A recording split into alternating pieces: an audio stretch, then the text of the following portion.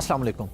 Drop shipping में एक चीज़ बड़ी इंपॉर्टेंट है, वो है अकाउंट की हेल्थ, यानी कि ऑर्डर डिफेक्ट रेट है, लेट शिपमेंट रेट है, प्री फुलफिलमेंट कैंसिलेशन रेट है। ये सारी चीज़ें क्या होती हैं, क्यों ज़रूरी हैं, इसकी परसेंटेज क्या होती है, ये भी हम चल के स्क्रीन पे देखते हैं। लेकिन अकाउंट हेल्थ आपने ड्रॉप शिपिंग करते हुए दिन में 2 दफ़ा लाजमी चेक करनी है, हर 12 घंटे के बाद चेक करनी है कि कोई पॉलिसी वॉलेशन तो नहीं आई, कोई प्रॉब्लम तो नहीं है। ऑर्डर डिफेक्ट रेट या कोई भी जो भी अमेज़ॉन ने एक आपके लिए नंबर्स फिक्स किए हैं, वो डिफेक्ट रेट हो या फुलफिलमेंट रेट हो या कैंसिलेशन रेट हो, उस टारगेट के अंदर अंदर रह के हम लोग काम कर रहे हैं। ये सारा क्या होता है, कैसे होता है, आइए देखते हैं। चलें जी, हम लोग स्क्रीन पे आ गए हैं सेलर सेंट्रल पे। अब हमने काफ़ी सारी चीज़ें सीख ली हैं। परफॉर्मेंस पे आके हमारे पास एक टैब आ रहा है अकाउंट हेल्थ का। ये क्योंकि ड्रॉप शिपिंग में बड़ी ज़रूरी चीज़ें हैं कि हमें किस किस चीज़ का ख्याल रखना है, किसकी क्या परसेंटेज है, ये सब चीज़ें हमें पता होनी चाहिए। एक चीज़ आप लोगों ने दोबारा माइंड में रख लेनी है, कोई भी चीज़ जो आज राइट पे आ रही है, हो सकता है जब आप ये वीडियो देख रहे हो तो लेफ्ट पे आ रही हो। आई मीन जब आप अपने अकाउंट पे प्रैक्टिस करेंगे, ज़ाहिर वीडियो में तो रिकॉर्डिंग है, यहाँ पे तो यही आएगा, तो ये चीज़ें तब्दील हो सकती हैं। हमारे पास आ रहा है लेट डिस्पैच रेट। अब ये लेट शिपमेंट रेट भी हो सकता है किसी मार्केट में, यहाँ पे वर्ड चेंज भी हो सकता है। हम यहाँ पे देखते हैं कि टारगेट लिखा है कि अंडर 4%, यानी अगर आपके पास 100 ऑर्डर्स आए हैं तो उनमें से 4, मैक्सिमम 4 आप लेट डिस्पैच कर सकते हैं, इससे ज़्यादा नहीं कर सकते। 4, 3, 2, 1 यानी लेस देन 4%।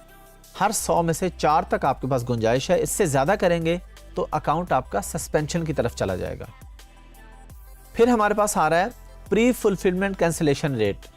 इसका टारगेट है 2.5% और ये टारगेट्स भी चेंज हो सकते हैं कभी भी, अमेज़ॉन की मर्जी, अमेज़ॉन की पॉलिसी है, वो जब चाहे उसको चेंज कर सकता है। अच्छा, प्री फुलफिलमेंट कैंसिलेशन रेट है क्या?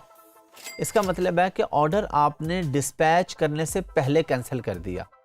अब जाहिर है ये आप तभी कैंसिल करेंगे जब आपके पास आइटम नहीं है, आप अरेंज नहीं कर पाए, आपने सेल कर दिया, अब आप अरेंज नहीं कर पाए, आउट ऑफ स्टॉक हो गई, कोई भी मसला हो गया, तो आपने इस चीज़ का भी ख़ास ख्याल रखना है कि आप जो प्रोडक्ट लिस्ट कर रहे हैं, जो बेच रहे हैं, वो आपको पता हो कि अरेंज हो जाएगी। पीएल में और होलसेल में तो आप पहले लेके रखते हैं ना, ड्रॉप शिपिंग में आपने बाद में लेनी होती है, तो आपके पास इनफ सप्लायर्स होने चाहिए, आपकी प्रॉपर रिसर्च होनी चाहिए कि ये प्रोडक्ट आपको मिल जाएगी। तो इसका रेट है 2.5%, यानी वही 100 में से 2.5%, यानी 2 ऑर्डर्स पूरे और 1 आधा। ये इसने एक एवरेज दे दी ना आपको। उसके बाद है वैलिड ट्रैकिंग रेट। अब ये वैलिड ट्रैकिंग नंबर भी हो सकता है, कुछ भी लफ्ज़ हो सकता है। इसका है टारगेट ओवर 95%।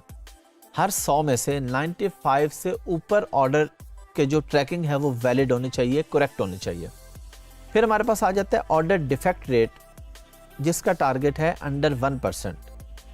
अंडर 1% का मतलब है कि 100 में से मैक्सिमम 1 ऑर्डर डिफेक्ट, यानी उसमें कोई प्रॉब्लम आ जाती है, कोई ऑर्डर ख़राब है, कोई मसला है, और ये आपके पास बाकी चीज़ें भी यहाँ पे शो हो रही हैं। अगर कोई चार्जबैक क्लेम होगा तो वो यहाँ पे शो हो रहा होगा। A to Z guarantee claim अगर किसी कस्टमर ने कोई किया है तो यहाँ पे आएगा। नेगेटिव फीडबैक्स का यहाँ पे आएगा। इनवॉइस डिफेक्ट रेट, यानी आप इनवॉइस वगैरह जो इशू करते हैं, इनवॉइस से रेलिवेंट कोई भी चीज़ है, उसमें मैक्सिमम जो डिफेक्ट रेट है वो अंडर 5%, यानी 100 में से मैक्सिमम 5 गलतियाँ आप कर सकते हैं। अब इसका मतलब ये नहीं है कि इसने जो हमें टारगेट दे दी इतनी गलतियाँ हमने करनी ही करनी है, कि हर 100 में से हम कहें जी 100 में से 4 की है या 5 की है, चलें जी 5 कर लेते हैं, तो अगले 100 में अगर आपसे 10 होगी तो फिर आप क्या करेंगे? तो आपने कोशिश करनी है कि ना ही हो गलतियाँ, ताकि अगर कभी किसी 100 में ज़्यादा भी हो जाते हैं, ये तो ओवरऑल काउंट होगा ना, एवरेज काउंट होगी आपके, कि एवरेज आपके जो डेली के, वीकली, मंथली ऑर्डर आ रहे हैं, तो महीने में या 2 हफ्ते में एवरेज आपका ये डिफेक्ट रेट क्या है, हर 100 का अलग अलग नहीं काउंट होना। तो आपने ओवरऑल कोशिश करनी है कि हमें मसला होना ही नहीं चाहिए। अगर कोई पॉलिसी वायलेशन वार्निंग है तो वो हमारे पास यहाँ पे आ रही है, अब ये 0 लिखा आ रहा है। तो अकाउंट हेल्थ आपका काम है डेली बेसिस पे देखना। आप डेली जब काम शुरू करेंगे और जब काम एंड करेंगे, 2 दफ़ा आप परफॉर्मेंस पे आके अकाउंट हेल्थ को देखेंगे और यहाँ पे देखेंगे कि प्रोडक्ट ऑथेंटिसिटी, कोई कंप्लेन तो नहीं है, कोई प्रोडक्ट की कंडीशन के रिलेटेड तो नहीं है, food and product safety issues, ऐसे प्रोडक्ट में तो मैंने आपको बताया कि हम जाएंगे ही नहीं। जो भी गेटेड कैटेगरी की होती है, फूड से, हेल्थ से रेलिवेंट है या मेडिकेशन से रेलिवेंट है, तो कोई भी अदर पॉलिसी वायलेशन, कोई भी पॉलिसी वायलेशन है तो वो हमारे पास यहाँ पर आ रही होगी। हमने कोशिश तो पूरी करनी है कि किसी भी सूरत में हमारा अकाउंट सस्पेंड नहीं होना चाहिए। फिर भी अगर हो जाता है, तो मसला आ जाता है, तो अगली वीडियो में मैं आपको उसका तरीकाकार बताऊंगा कि हम उसको रीइंस्टेट कैसे करवाएंगे। चलें जी, अकाउंट हेल्थ आप लोगों ने देख ली, सीख ली, प्रैक्टिकली मैंने आपको दिखा दिया और बता दिया। पहले भी हम लोग इसको डिस्कस कर चुके थे जब हम अकाउंट का ओवरव्यू ले रहे थे सेलर सेंट्रल का। ये भी मैंने आपको बता दिया कि इसके जो नंबर्स हैं वो चेंज हो सकते हैं, इसकी परसेंटेज चेंज हो सकती है। तो जो भी परसेंटेज होगी हम सिंपली उसको फॉलो करेंगे।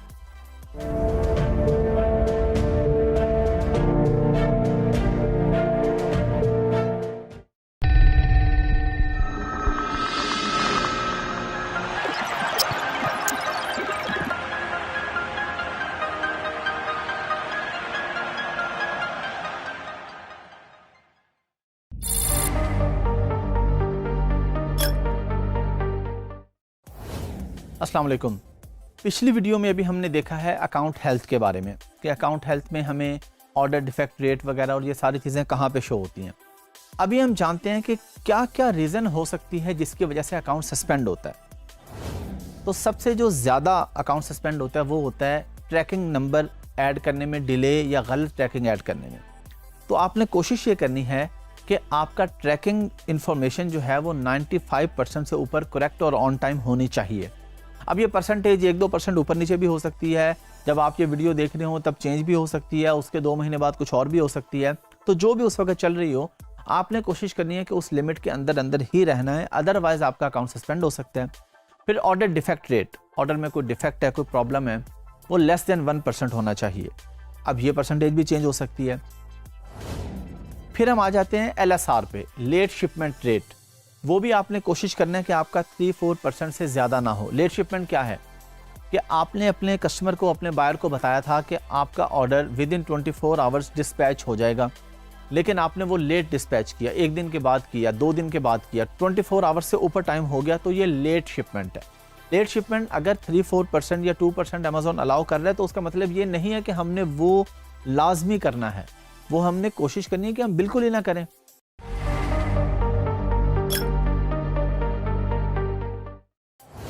अच्छा, अब अगर हमारा अकाउंट सस्पेंड हो जाता है तो हम अपील किस तरीके से करेंगे। अपील के लिए कुछ तो आपको फॉर्मेट्स वगैरह मिल जाएंगे, टीम आपको दे देगी, मुझसे भी आप लेना चाहें, कहीं आप पूछना चाहें तो आपको वो कुछ अपील्स आपको मिल जाएंगी। लेकिन अगर आप वो अपील आगे भेज देंगे उसी तरह से तो फिर आपका अकाउंट रीइंस्टेट कभी भी नहीं होगा, क्योंकि कोई जो भी हम लोग अपील करते हैं उसके अंदर कोई ना कोई प्रोडक्ट होती है ना। अब फॉर एग्जांपल मैं आपको अपील एक पकड़ा देता हूँ, वो कोई ग्लास की लिस्टिंग थी, वो सस्पेंड हुई थी, मैंने अपील करवा के रीइंस्टेट करवा ली। अब मैंने आपको भेजा, आपने कॉपी पेस्ट कर दी, आप बेच रहे हैं मोबाइल का कवर, तो वो देखते ही समझ जाएगा कि ये बंदे को इतना भी नहीं पता कि इसने जिसकी उठाई है इसने ग्लास को चेंज करके मोबाइल कवर भी नहीं लिखा। तो इसलिए आपको इतना पता होना चाहिए, वो जिस तरह एक बात मशहूर है ना कि नकल के लिए भी अकल की ज़रूरत होती है। वो नकल का मतलब ये नहीं कि उठा के सीधा कर दें ताकि चांस ही ना बचे कोई रीइंस्टेट होने का। तो ऐसे काम नहीं करने, आपने उसको अच्छे तरीके से देखना है, फिर उसमें चेंजिंग करनी है, प्रॉपर चेंजिंग करनी है।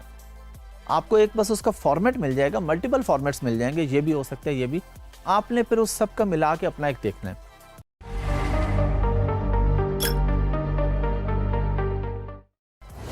अच्छा, अपील्स का आपके पास राइट होता है 3 दफ़ा अभी तक जब मैं ये वीडियो रिकॉर्ड करवा रहा हूँ। पहली दफ़ा आप खुद कर सकते हैं, सेकंड टाइम खुद ना करें, किसी प्रोफेशनल से करवाएं। प्रोफेशनल होते हैं जो आपका अकाउंट रीइंस्टेट करवा के देते हैं, वो आपसे पैसे चार्ज करते हैं। अब उनका ज़्यादा एक्सपीरियंस होता है, उन्हें पता होता है एक एक चीज़, एक एक लाइन क्या लिखनी है, क्या करना है, ये चीज़ आउटसोर्स होती है। अगर आप थर्ड पे चले जाते हैं तो थर्ड भी अगर उसने रीइंस्टेट नहीं किया आपका थर्ड अपील पे, तो आपका अकाउंट परमानेंट सस्पेंड हो जाता है। ये एक और बात है कि परमानेंट सस्पेंशन को भी डिफरेंट कंपनीज होती हैं, लॉयर्स होते हैं, वो कोशिश करके रीइंस्टेट करवा लेते हैं। बहुत टाइम टेकिंग होता है, अच्छी खासी फीस वो लोग चार्ज करते हैं। हमने पहले कोशिश करनी हमें इसमें जाना ही ना पड़े, थर्ड अपील पे जाना ही ना पड़े। अच्छा, आपको तो पता होगी रीज़न कि क्यों सस्पेंड हुआ है, आपको खुद भी आइडिया होगा ना कि लेट शिपमेंट की वजह से हुआ है, गलत ट्रैकिंग की वजह से हुआ है, क्या रीज़न हुई है। लेकिन आपने क्या करना है, अमेज़ॉन को कॉल करनी है या आपने किसी फ्रेंड से कॉल करवानी है अगर आपको इंग्लिश नहीं आती प्रॉपर, यानी अमेज़ॉन से आपने कॉल बैक अरेंज की आपने। अब वो आपको एग्जैक्ट रीज़न नहीं बताएंगे कि सेक्शन 3 लगा दिया, सेक्शन 3 में भी आगे सब कैटेगरीज होती हैं कि किस वजह से हुआ। अब आपने बेसिकली उसका उनको एक प्लान ऑफ एक्शन बना के देना है कि जी मुझसे ये गलती हुई है, गलती माननी है, और फिर आपने कहना है जी नेक्स्ट मेरा ये प्लान ऑफ एक्शन है, मैं ये काम करूँगा तो बेहतर हो जाएगा मेरा मामला, और होपफुली कि मैं आइंदा ऐसी कोई गलती नहीं करूँगा कि मेरा अकाउंट दोबारा सस्पेंशन की तरफ जाए। तो आप कॉल पे उनसे तरीके से कि अच्छा मेरी ये चीज़ तो ठीक थी, क्या रीज़न हुई, तो वो भी आखिर ह्यूमंस है ना जो आपको कॉल कर रहे हैं, रोबोट्स तो नहीं है। तो कहीं ना कहीं बातों बातों में वो आपको बता बैठते हैं, लेकिन पूछना तरीके से, डायरेक्ट पूछेंगे जी मेरा अकाउंट सस्पेंड हुआ, क्या मसला आया, इसमें एग्जैक्ट रीज़न बताएं, वो आपको नहीं बताएगा। आपने कहना जी मेरा अकाउंट सस्पेंड हुआ है, मैं तो बड़ी जिम्मेदारी से काम करता हूँ, हाँ 1-2 दिन टीम मेंबर्स को कोई इशू था, कोई ऑफ पे था या कोई मसला हो गया था, किसी का फैमिली प्रॉब्लम था, जो भी हो जेन्युइन बात वो आपने बता देनी है। और आपने कहना जी मैं खुद समझ नहीं पा रहा, ट्रैकिंग आईडी भी मेरी ठीक थी और बाकी चीज़ें भी सारी, ऑर्डर डिफेक्ट रेट भी नहीं था, मैं टाइम पे शिप करता रहा हूँ, तो मुझे कोई रीज़न, इस तरह बातों में 70-80% चांसेस हैं कि वो आपको बता बैठेंगे। अदरवाइज वैसे ही आपको खुद ही पता होगा पहले से ही कि आपने क्या गलती की है कि अकाउंट सस्पेंड हुआ है। तो जिस वजह से भी अकाउंट सस्पेंड हो उसका प्लान ऑफ एक्शन देंगे तो मोस्ट प्रॉबेबली आपका अकाउंट रीइंस्टेट हो जाएगा।